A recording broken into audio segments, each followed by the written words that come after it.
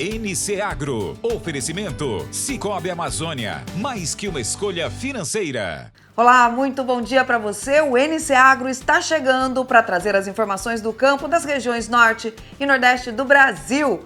Fica aqui comigo e confere o que é destaque nesta edição.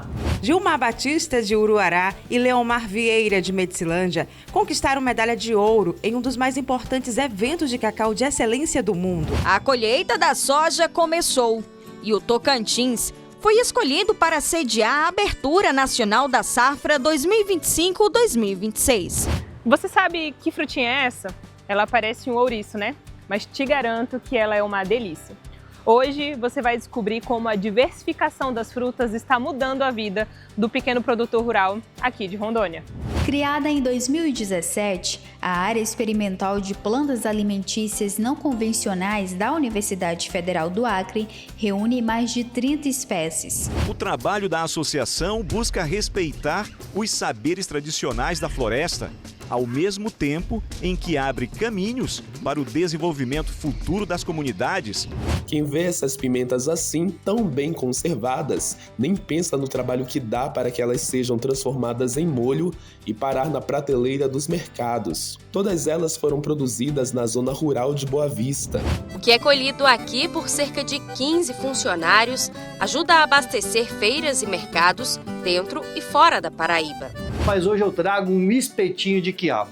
Receita que ficou incrível e de muito sucesso em nossas redes sociais.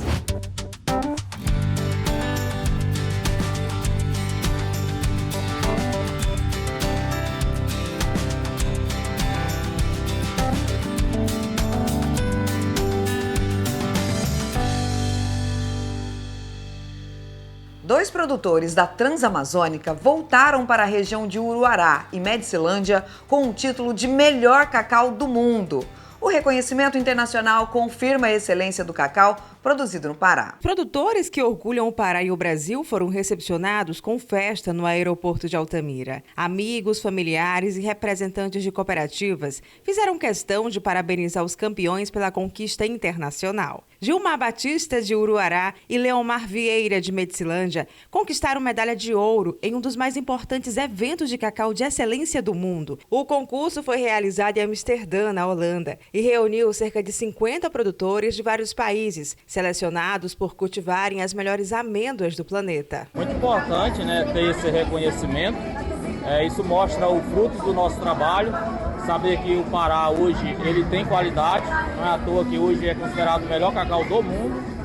E gratificante saber que nós representamos um estado, um país e hoje com a melhor amêndoa. Além da dupla paraense, uma produtora da Bahia também conquistou ouro, reforçando a força do cacau brasileiro na competição. Leomar levou uma amêndoa batizada de Alvorada, que chegou à propriedade por doação da CEPLAC. Já Gilmar conquistou a medalha com a mistura promissora do clone BN34 com o Ponta Verde, destacando a diversidade e a qualidade do cacau cultivado na Transamazônica. A sensação é de alívio, porque isso mostra quanto a gente lutou para chegar aqui e mostrando a nossa qualidade, que a nossa região tem valor. Nossa região não só tem coisas ruins, tem coisas boas também.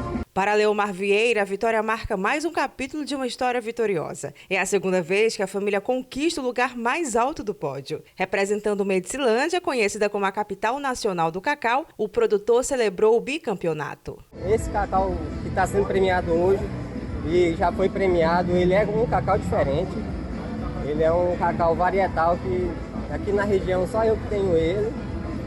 Eu escolhi ele de uma lavoura seminal, um pé, multipliquei ele e graças a Deus está acontecendo isso com a gente. É toda a nossa família, sempre está ajudando, essa premiação é pra gente, para todos os brasileiros aí. Agora explica pra gente que ainda, para as pessoas que ainda não cultivam o cacau fino, o que muda na prática, Leomar, em uma época de crise como agora? Faz diferença? Muito. Vai ser o nosso caminho agora para frente. Procurar mercado de fora, porque esse é um nicho, é uma coisa que é pouco aqui na nossa região.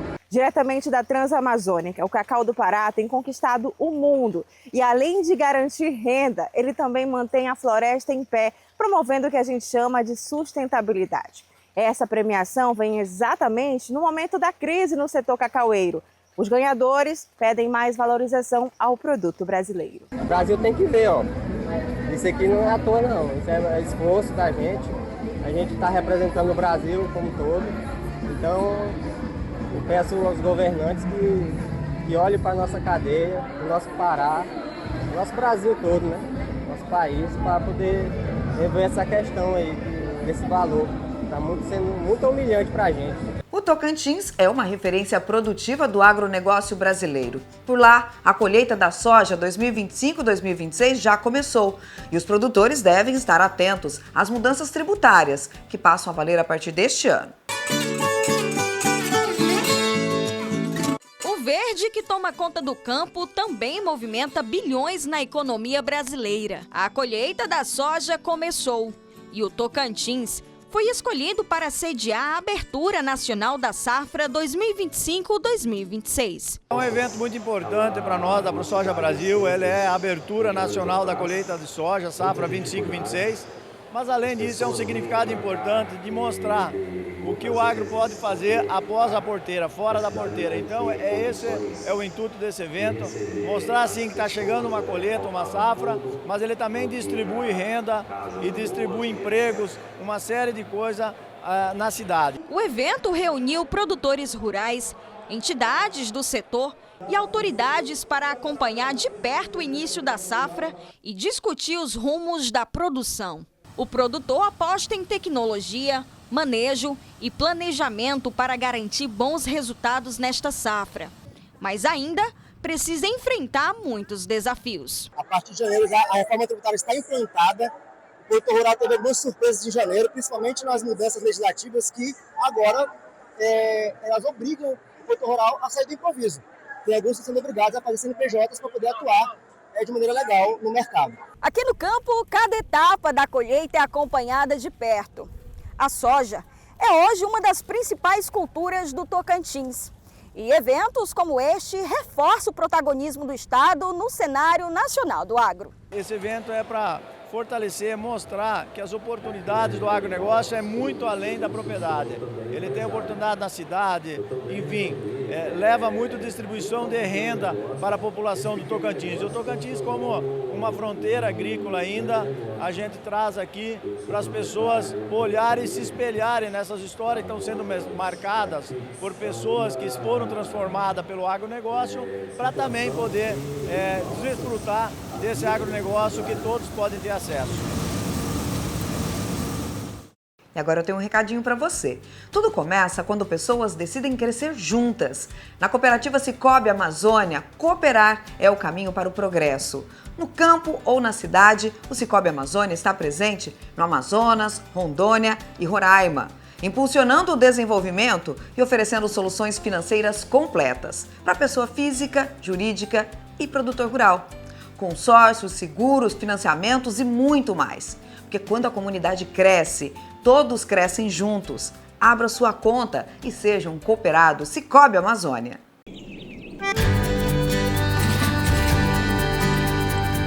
O Sicoob está presente em milhares de municípios Brasil afora.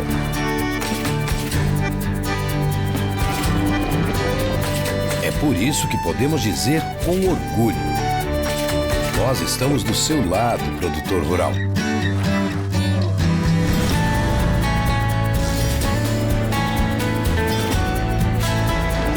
Isso é acreditar que juntos podemos fazer a diferença. É compartilhar a riqueza que brota da terra. É estender a mão em qualquer desafio.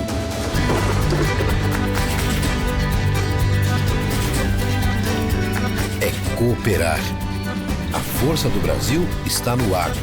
Quando o agro precisa de uma força, o Sicoob está junto. E é isso mesmo, porque mais do que uma escolha financeira, é Sicoob Amazônia, valorizando o cooperativismo na nossa região. E logo depois do intervalo, no próximo bloco, nós vamos mostrar como os produtores rurais de Rondônia estão usando as frutas exóticas para ter renda o ano todo. E no Acre, vamos saber quais são as plantas do quintal que podem servir de alimento.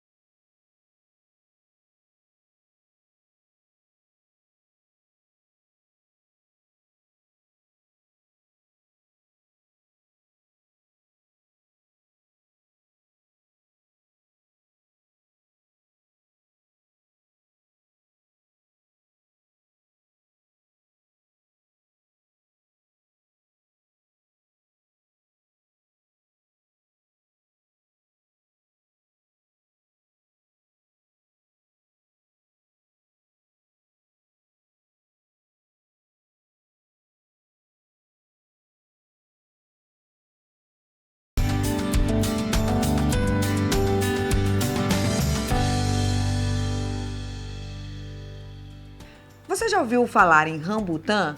E a pitaia, já provou? Essas frutas de nomes diferentes e cores vibrantes estão ganhando cada vez mais espaço em Porto Velho. Mas será que as novidades estão substituindo os clássicos como a nossa banana? Na reportagem de hoje, você vai ver como os pequenos produtores estão unindo a tradição com o exótico para ganhar lucro o ano inteiro e driblar os desafios do campo.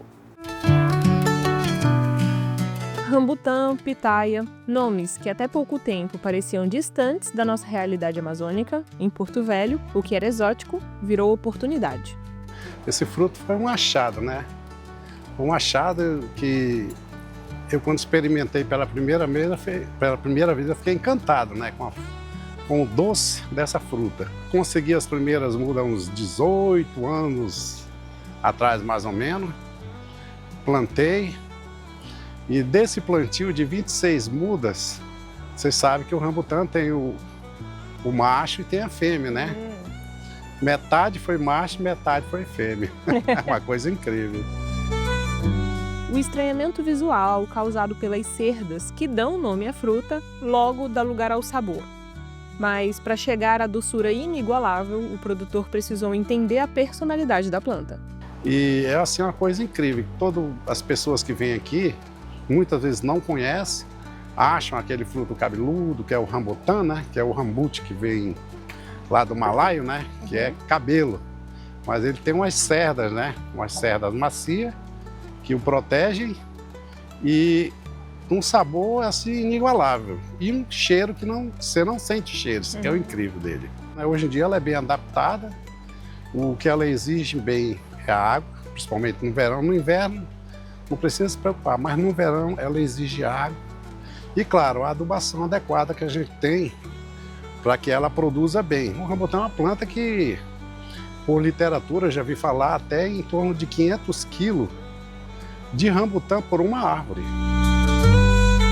A paisagem rural aqui de Porto Velho está ganhando novos tons de vermelho, de rosa-choque. O que antes era exclusividade das prateleiras gourmet, agora está se tornando uma nova fonte de renda para o pequeno produtor aqui de Rondônia.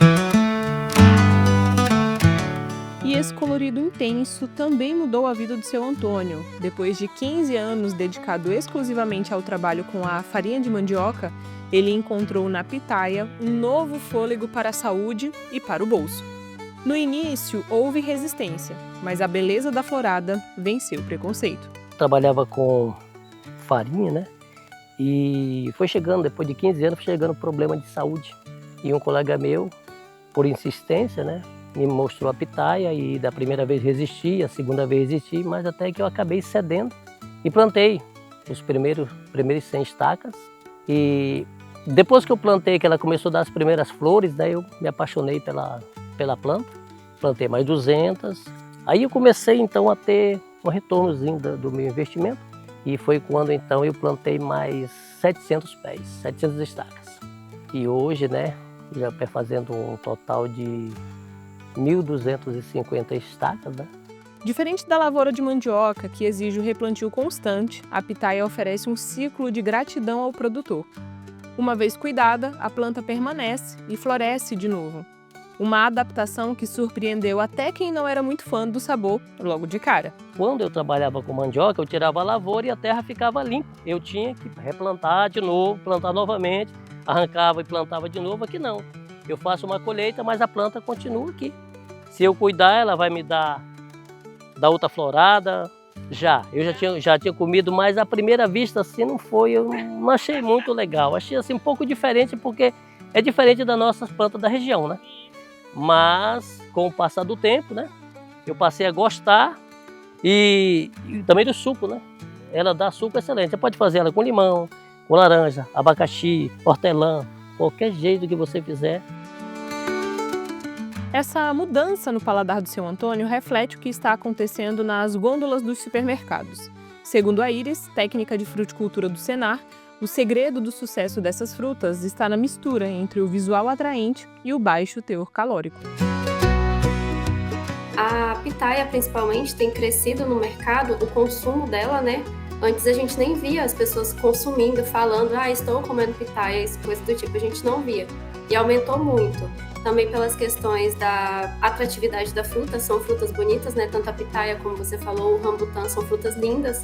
E a questão nutricional. A pitaia, principalmente, ela entrou ali junto com o melão, melancia, na questão das frutas menos calóricas, né? Então esse foi um baita de um atrativo para o consumidor. E isso também gera o quê? Gera demanda na nossa região. Além de conquistar o consumidor, o rambutan e a pitaia se tornaram os queridinhos dos pequenos proprietários de Rondônia por um motivo estratégico. Elas produzem muito, em pouco espaço e com alto valor de venda. Tanto a pitaia quanto o rambutan, eles se adaptaram muito bem mesmo aqui na nossa região. A pitaia mesmo, ela precisa de uma taxa de incidência solar maior, né, para ela produzir. Também tem a questão de produção em pequenas áreas, né? Aqui a gente tem bastante pequenas propriedades e dá para produzir esses frutos por ser um valor agregado um pouco maior, você não precisa ter uma área tão extensa. A adaptação dessas espécies ao solo de Rondônia é tão boa que o resultado transborda do pomar direto para a mesa. E se no início o seu Antônio estranhou o sabor, hoje a pitaia é a estrela da casa, especialmente quando passa pelas mãos da dona Damares. No preparo dela, a fruta ganha refrescância e prova que o exótico, além de lucrativo, é uma delícia que combina com o nosso calor. Uma cooperativa extrativista do Amapá exporta açaí produzido em terras indígenas. Nossa equipe de reportagem acompanhou de perto como funciona a linha de produção. No estado, o fruto deixa de ser visto apenas como alimento, mas também como fonte de renda. De acordo com a empresa brasileira de agropecuária, a cadeia produtiva do açaí, antes restrita ao extrativismo, com a colheita feita por pequenos produtores em áreas de várzea e grota, mas que com o tempo e o aumento da procura pelo fruto, foi necessário expandir áreas manejadas de várzea e o cultivo em áreas de terra firme. De acordo com a última pesquisa do Instituto Brasileiro de Geografia e Estatística, somente no ano de 2024, o Amapá produziu mais de 22 mil toneladas de açaí, fruto esse que é consumido diariamente por milhares de famílias amapaenses. Já dados da pesquisa Produção, Extensão Vegetal e da Silvicultura do IBGE mostram a produção de açaí entre os anos de 2020 e 2023 no estado do Amapá, onde todos os municípios aparecem como produtores, mas a concentração maior está na região metropolitana, compreendida nos municípios de Macapá, Santana e Mazagão, dando destaque para produtores locais que vivem da agricultura familiar, como é o caso de Luiz Eduardo, que já trabalha com açaí há mais de 10 anos. Então, assim, esse cultivo familiar, ele vem já há muitos anos, né? A gente pega em torno da safra mesmo umas 40, 50 sacas de açaí. E assim, esse processo que tem do ribeirinho tirar o açaí, né, da árvore e catar ali, às vezes vem para nossa cidade, né? Passa por um processo todo de embarcação, às vezes acumula muita sujeira no barco, às vezes até mesmo no mato ali, né? Entra bicho, entra sujeira, e quando esse açaí chega para cá, para nossa cidade, né, a gente tem que fazer todo o preparo da limpeza, catar bem o açaí, tirar os açaí pará, o açaí mais maduro. Além de produtores locais, outro forte setor tem ganhado destaque dentro e fora do estado. Cooperativas como a Amazon Buy expandem os horizontes, levando outras perspectivas do fruto para fora do país. O presidente, Amiraldo Picanso, explica como funciona o processo de exportação do produto. A gente enxerga esse mercado internacional com uma possibilidade muito grande da gente ter uma agregação de valor do nosso produto e, consequentemente, retornar para o nosso produtor com uma qualidade de vida melhor e um avanço da melhoria da qualidade de vida no campo, que é realmente aquela pessoa que produz o açaí, que cuida da natureza. Há 9 anos, a Amazon Buy atua nesse mercado e é a primeira a ter a certificação de manejo comunitário e já exporta para os Estados Unidos, Bélgica, Portugal, entre outros. Mas o mercado nacional e internacional, eles estão buscando um produto diferenciado, um produto que ele consiga produzir outros diversos produtos, principalmente na linha de cosmético, da indústria farmacêutica. Esse consumo pelo açaí liofilizado, a procura está sendo muito grande. E no mercado internacional, é muito mais fácil você transportar um produto seco do que a polpa congelada. Em questão de logística também, esse foi um dos motivos que a gente buscou esse produto diferenciado, que é o açaí liofilizado, o sorbet, principalmente para atender esses mercados externos. Mesmo com a expansão industrial, o comércio local ainda tem forte atuação da agricultura familiar, que utiliza da produção como forma de cultura a ser passada de geração em geração. Então, assim, o açaí representa muito para mim trabalhar com açaí, porque desde criança meu pai me ensinou a trabalhar. E no começo, assim, eu não queria, né? Era muito criança, adolescente, mas só que ele estava cultivando algo bom em mim. Ser um trabalhador honesto, trabalhar com a verdade, trabalhar com um bom produto. Então, hoje eu agradeço ao meu pai, agradeço a minha família, né? Por ter trabalhado com açaí e manusear isso da melhor forma possível para chegar na tigela do macapaense. Você já chegou a comer uma flor do seu jardim ou tomar um chá de uma mudinha que tem aí no fundo do seu quintal? E se eu te contar que você pode ter uma das plantas alimentares não convencionais aí na sua casa, rica em nutrientes e até para o uso medicinal? Vamos saber um pouco mais sobre as punks. Criada em 2017, a área experimental de plantas alimentícias não convencionais da Universidade Federal do Acre reúne mais de 30 espécies. Essas plantas, conhecidas como punks, são hortaliças, frutas, raízes consumidas por populações tradicionais, como indígenas, ribeirinhos e quilombolas. Elas unem história, cultura e nutrição. Essas pesquisas têm rendido frutos e apresentado retorno no exterior, como afirma a doutora Marilene Lima. E elas têm uma grande importância tanto no contexto da segurança alimentar, quanto no contexto bioeconômico, também no contexto das mudanças climáticas globais. Por quê? Porque as plantas elas são ricas em proteínas, vitaminas, minerais e nutrientes e podem ser utilizadas para diversificar a dieta e estar assim garantindo ou contribuindo para a segurança alimentar. Do ponto de vista das mudanças climáticas globais, as punks elas são plantas rústicas, encontradas nos fundos de quintais, nas beiras das calçadas. E por serem plantas rústicas, elas não precisam de muitos insumos da agricultura. A Universidade Federal do Acre atua com base no ensino, na pesquisa e na extensão, pilares que sustentam a formação acadêmica e a produção de conhecimento. E o Centro de Ciências Biológicas da Natureza é um celeiro de pesquisa, principalmente o grupo de plantas alimentícias não convencionais, que é pautado no tripé ambiental, social e econômico. Algumas das espécies encontradas no campus da instituição podem ser utilizadas no mercado de cosméticos, como batom, perfumes, entre outros itens. As pesquisas já demonstram atrativos de outros países, como a França, que busca investimento na área farmacológica por meio da extração de óleos.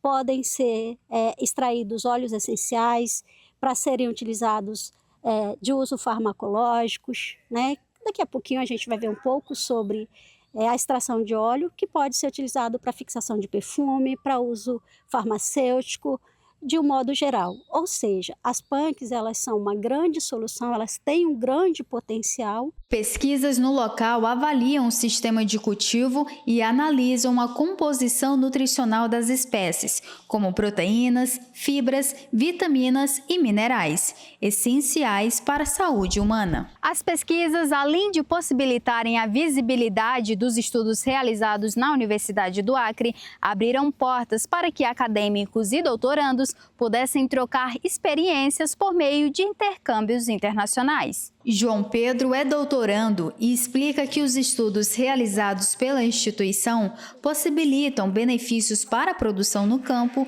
reduzindo inclusive o uso de agrotóxico. O nosso produto em si, ele visa meio que diminuir a questão da contaminação cruzada, assim vou dizer, na utilização de, vou dizer assim, de agrotóxicos, né? Porque como é um produto natural, oriundo a partir de uma planta, e essa planta normalmente o produtor possui ali no seu quintal, vai diminuir tanto custos assim econômicos para controle desse nematicida, desse nematóide que é de difícil controle, e também garante uma maior segurança até mesmo para o produtor, porque ele diminui o risco dele de se contaminar na hora de fazer o controle desses micro-organismos na sua área. A área, antes de contar com parcerias internacionais, recebe um incentivo dos próprios pesquisadores, que por muitas vezes custeiam do próprio bolso os projetos até que sejam notados por outros países a necessidade de estudo a respeito da alimentação.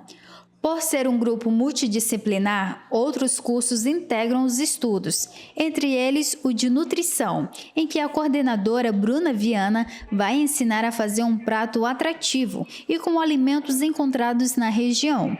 Mas não são todas as plantas que são comestíveis, como alerta a pesquisadora. Eu faço parte do grupo PANC, que é um grupo de pesquisa aqui da universidade. Ele é um grupo multidisciplinar, então nós temos de todas as áreas, de engenharia, da veterinária, da nutrição. E dentro da nutrição, atualmente a gente está atingindo, na verdade, o objetivo da gente, a princípio, é levar as PANCs para o prato, para a mesa. Então, como é que a gente pode fazer isso? Então, começamos aqui descobrindo quais são as PANCs que a gente tem, e isso é muito importante, por quê? Porque se você não souber identificar a planta de maneira correta, você pode estar consumindo uma planta tóxica, certo?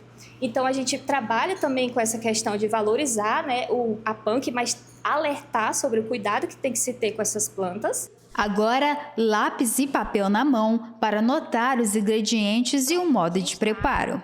Para a receita do ceviche de manga com PANC, os ingredientes são 100 ml de azeite de oliva, 100 gramas de vinagreira, aproximadamente 20 folhas médias, 150 gramas de flores de begônia, 1 colher de chá de alho, 5 gramas de gengibre fresco, já descascado, 2 unidades de pimenta dedo de moça sem sementes e picada, 1 xícara de chá de suco de limão, 1 colher e meia de chá de sal, 1 quilo de manga cortada em cubos pequenos, 1 unidade de cebola roxa já picada. Para o preparo do leite de tigre, em um bowl pequeno, adicione o gengibre, a pimenta dedo de moça, o suco de limão, o alho e o sal. Misture bem até obter um molho homogêneo e reserve. Para a montagem do ceviche, em um bowl grande, coloque a manga, a cebola roxa e a vinagreira,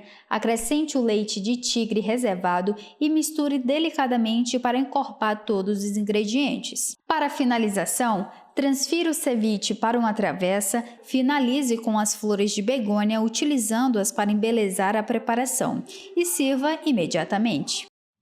No próximo bloco tem a série Ouro do Amazonas e a produção do abacaxi. Em Roraima é a pimenta jiquitaia que tem gerado mais renda aos produtores rurais.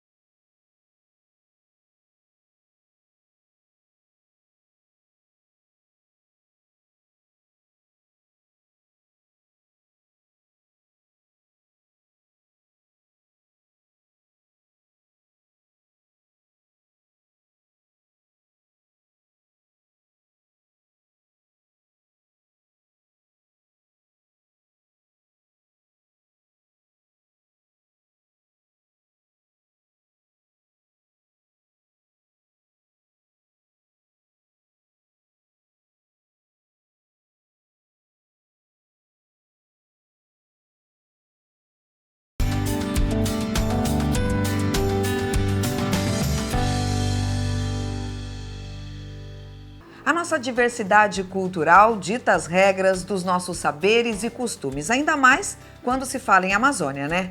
O NC Agro começa a exibir a partir de hoje uma série de reportagens para revelar quem são as pessoas e os cultivos que estão por trás desse conhecimento regional.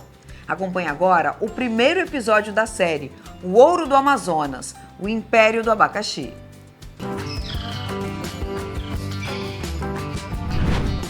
Caramuri, palavra indígena que vem da língua tupi-guarani, que significa fruta que alimenta homens e animais da floresta. Então, meados de 80, 90, habitavam apenas 2 famílias neste local.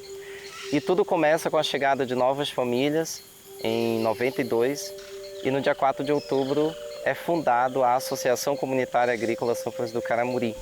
Formada na sua maioria por agricultores familiares, Caramuri deu início à criação de uma associação comunitária agrícola.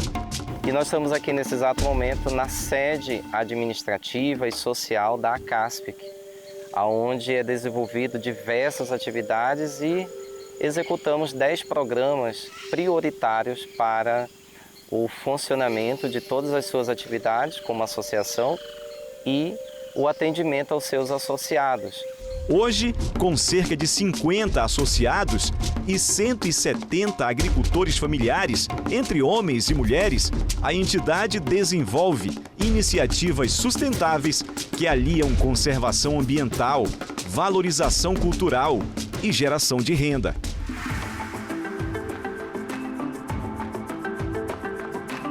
A transformação aconteceu na propriedade do seu Enéas.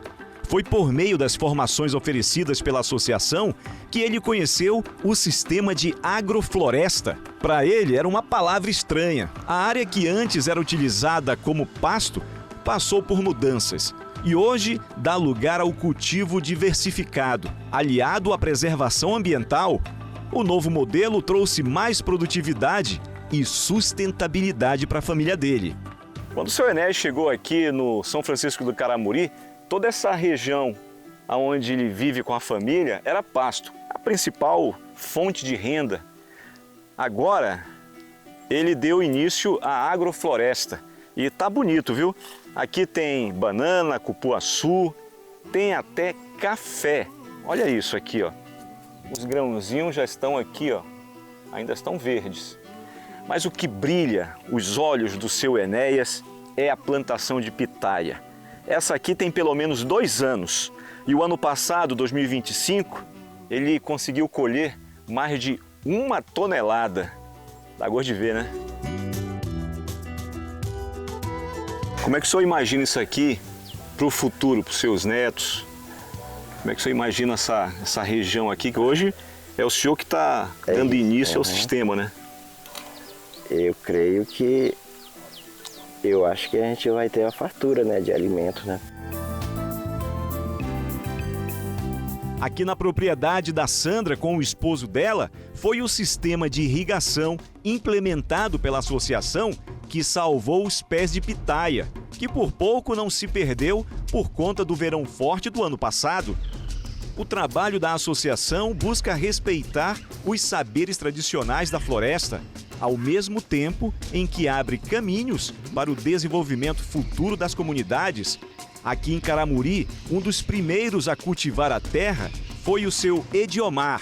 Hoje ele caminha orgulhoso e sorridente entre os cupuaçuzeiros. A pitaia tem menos de 2 anos, mas já está dando lucro.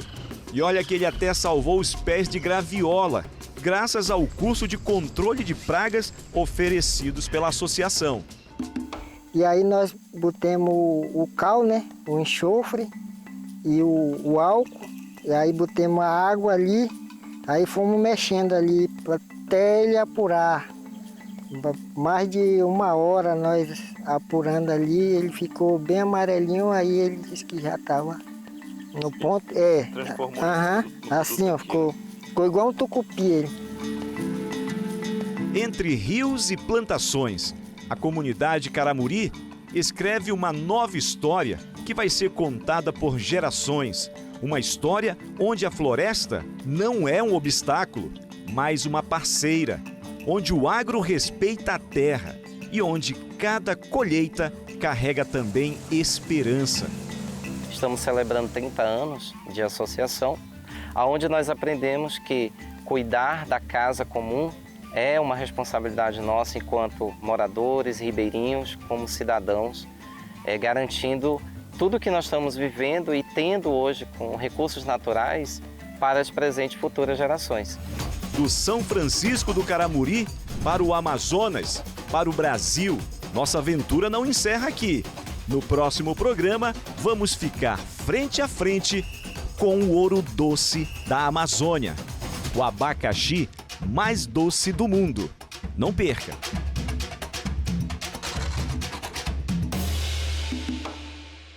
Na semana que vem, nós vamos mostrar que o abacaxi, considerado o mais doce do país, tem selo de indicação geográfica e o título de Patrimônio Cultural e Imaterial do Amazonas.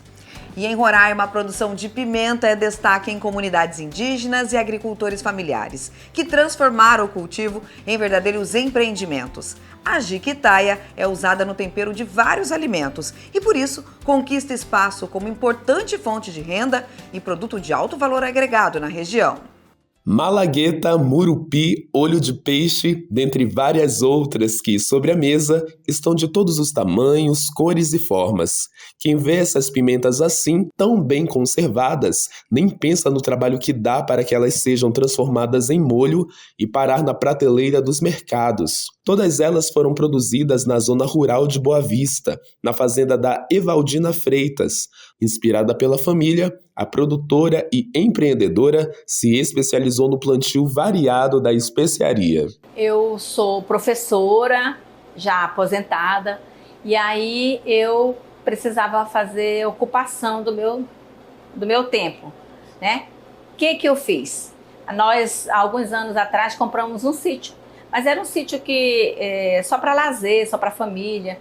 E a gente começou com as nossas produções de frutas, fruteiras, né? Parte frutífera, parte ornamental.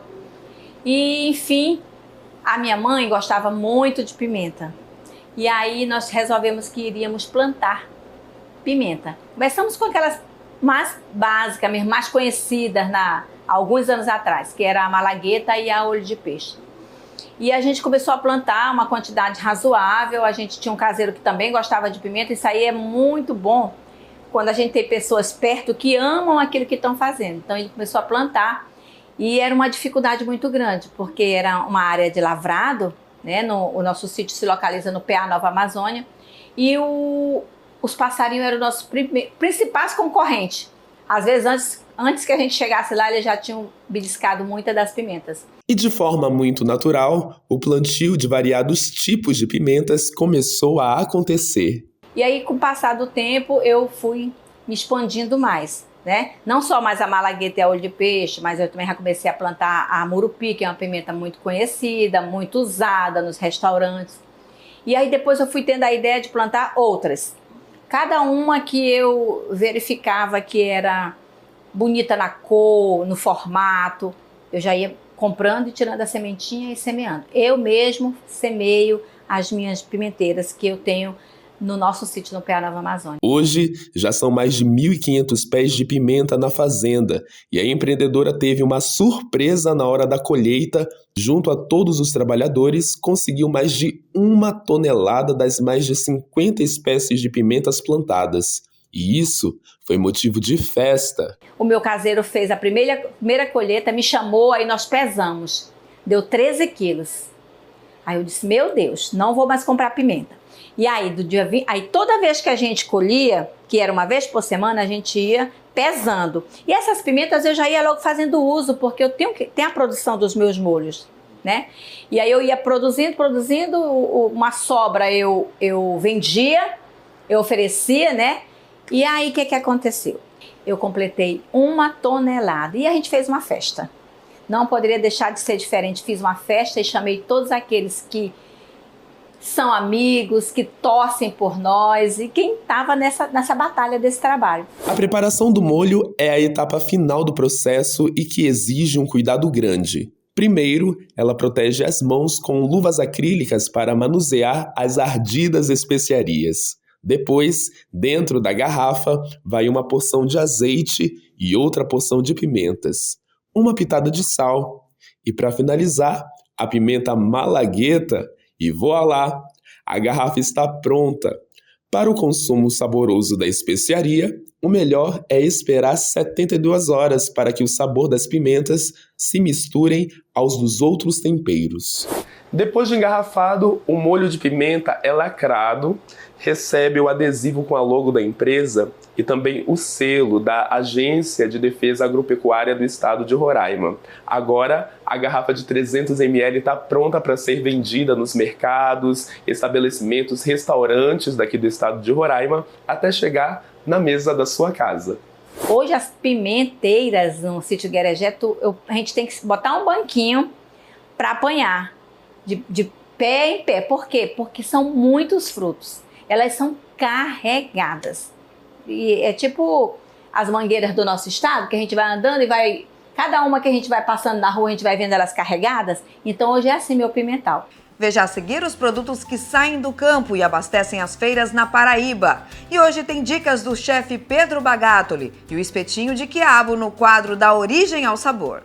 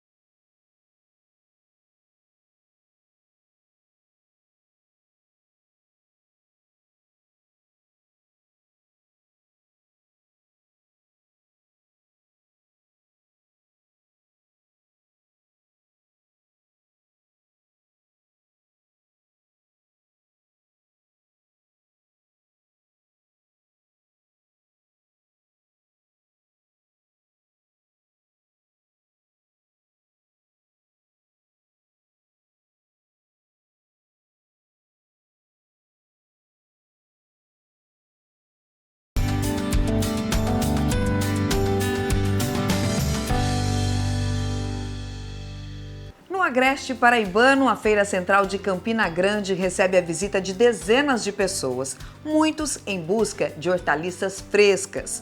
Hoje, nossa equipe vai mostrar a vida dos agricultores que dedicam atenção constante aos produtos que enchem as bancas.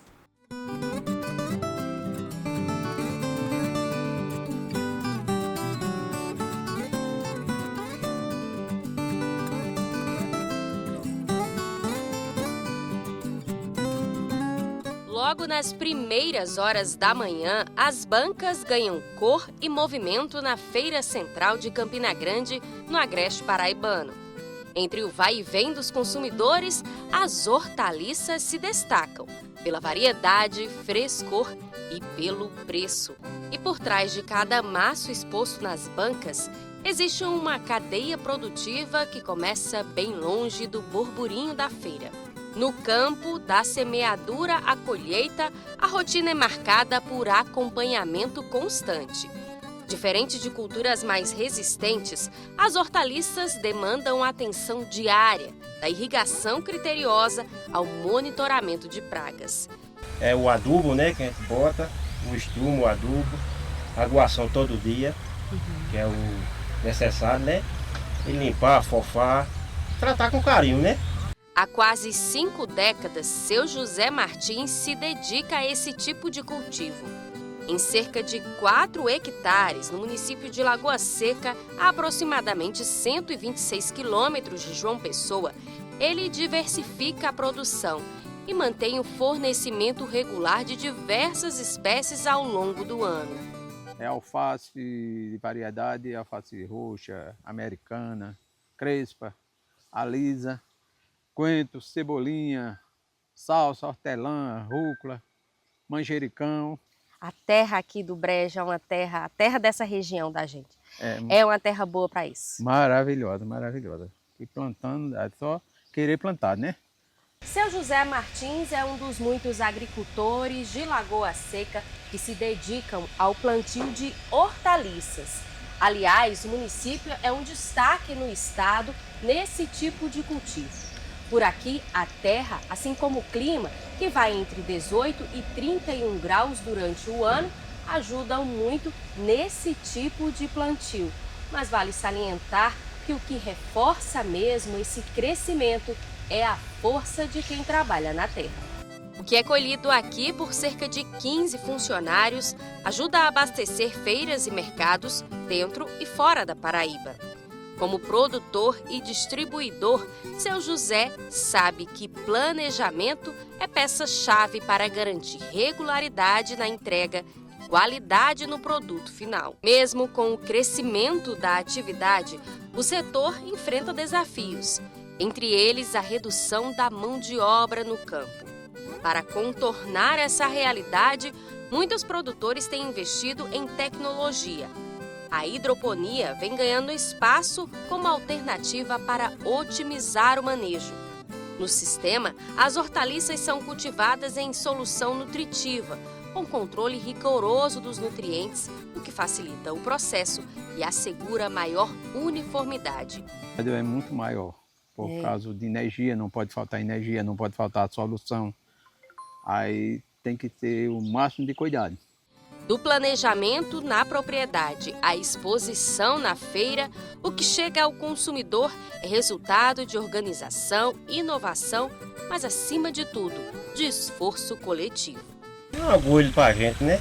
É um orgulho muito grande a gente fazer isso, né? Para ir para a mesa do consumidor, né?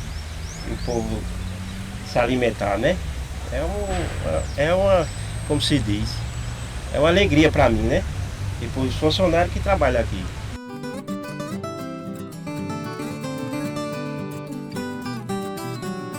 Da origem ao sabor está no ar. O chefe Pedro Bagatoli visitou uma roça de quiabo e vai mostrar como é o ponto ideal de colheita. E é claro que ele transformou esse ingrediente em algo especial, o espetinho de quiabo. Vamos acompanhar.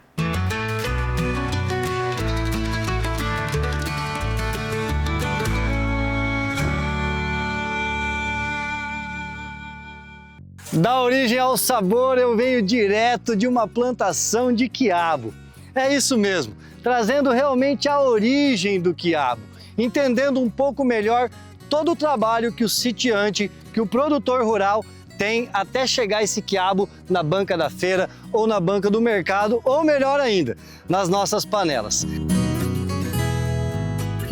Então, acompanhando um pouco melhor aqui com a Jaque, nessa plantação maravilhosa, vendo a origem, né, Jaque, da onde sai realmente o quiabo, ela estava me falando esse tempo de produção, né, Jaque? Ou planta muda, ou planta semente direto na terra, é isso? Isso. Se for plantado a muda, né, ele demora de 60 dias para começar a colheita. Show! Que nesse período chuvoso é a melhor opção também. Se o pé estiver bem nutrido, ele dura uns 4 a 6 meses colhendo. Perfeito. E quanto que sai a produção?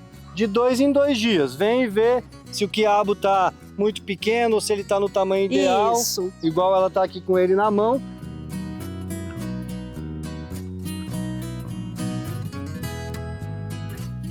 que aqui a gente vê quando quebra com facilidade é porque ele está bem fresco. Agora, se você vira aquela pontinha dele aqui e ele não quebra, é porque ele já está mais murcho, já não está tão fresco, ou já foi colhido por mais tempo, ou já passou o tempo certo de colheita. Sai da linda roça de quiabo da Jaque e vem para a cozinha, para assim eu trago uma receita muito especial que você aí está se perguntando. Chefe Pedro Bagatoli hoje vai fazer um quiabo refogado? Ou vai fazer uma carne de panela com quiabo? Um arroz de quiabo, por que não? E claro, poderia ser qualquer uma dessas receitas, mas hoje eu trago um espetinho de quiabo. Receita que ficou incrível e de muito sucesso em nossas redes sociais, e hoje eu trago aqui. E sem mais delongas, o primeiro passo é temperar o quiabo, que pode ser a gosto. Eu vou temperar ele aqui em um bowl, já para iniciar a nossa receita. Então colocamos o quiabo inteiro, já limpo. Um fio de azeite, não precisa exagerar, o azeite da sua preferência. Um pouco de pimenta do reino, que como foi o azeite ele vai grudar. E lógico, uma pitadinha, bem de leve, de sal. Agora é só o quê? Só mexer. E aí pro próximo passo da receita, nós vamos enrolar quiabo por quiabo numa fatia de bacon. Que claro, como sempre falo, com o bacon fica difícil a receita ficar ruim. Então aqui, sem segredo, eu vou enrolando cada fatia dessa de bacon, ó, em volta do nosso quiabo, cobrindo ele por quase completo. Já pego um outro quiabo aqui, coloco na fatia de bacon e faço a mesma coisa. Vou enrolando ele para que ele cubra quase 100% do nosso quiabo. Com o quiabo já enrolado um por um, agora chegou a hora de espetar. E aí que tá um pouquinho do segredo, que é você deixar ele bem apertadinho, colocar 2 espetos para que ele fique firme. E aí esse é um passo importante. Palito de espetinho tradicional, a gente vai fazer o espetamento aqui desse quiabo. Que é só colocar aqui, primeiro eu vou começar aqui por 2, já espetei. Atrás dele também, ó, nas últimas fatias aqui, no final já onde está a fatia, também eu espeto. Vou mostrar para vocês o detalhe primeiro com 2. Olha aqui, certo? Espeta assim, vai colocando ele mais para trás, ó, sem segredo nenhum. E aí a gente já pode fazer e colocando mais unidades. Coloca primeiro um e aí vai colocando um por um até o espetinho ficar completo com quantas unidades, ou também tem que cuidar com o tamanho da churrasqueira que você tem. Esse apertado aqui, ó, bem colado um no outro, é super importante para que o bacon não fique solto e nem o quiabo. Com o espetinho no jeito, você pode fazer ele numa frigideira com um fio de azeite, grelhar ele bem dos 2 lados, ou fazer numa churrasqueira ou numa grelha como eu vou fazer. Então, sem segredo nenhum, vamos colocar ele na grelha, deixar parado, dourar bem e aí sim virar para dourar do outro lado também. Bem simples, rápido e prático de fazer.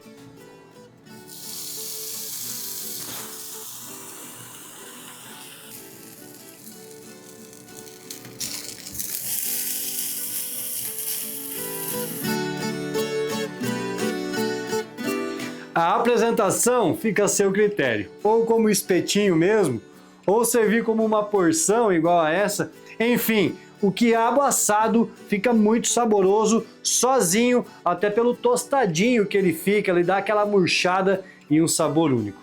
Espero que tenham gostado dessa receita, dá origem ao sabor muito bem representado pelo quiabo aqui no NC Agro com o chefe Pedro Bagatoli. Carol, grande abraço, acho que você já está com algumas vontades aí, não só a Carol, mas todo mundo que nos assiste. Meu muito obrigado, ó, saúde! Vou colocar aqui no molhinho de pimenta que eu gosto.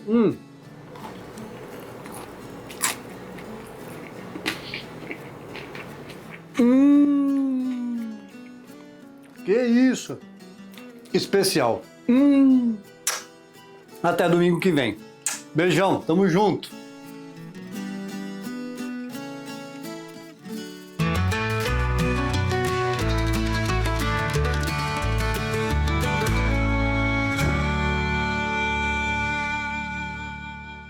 E eu adoro todas essas dicas práticas e as receitas saborosas, né? Te espero na semana que vem, hein, chefe? A edição do NC Agro de hoje vai chegando ao fim, lembrando que você pode acessar os nossos canais digitais e acompanhar tudo por lá também, tá? @NC Agro Oficial. Aproveite bem o seu domingo, a gente se vê no próximo NC Agro aqui no Grupo Norte de Comunicação. Até lá!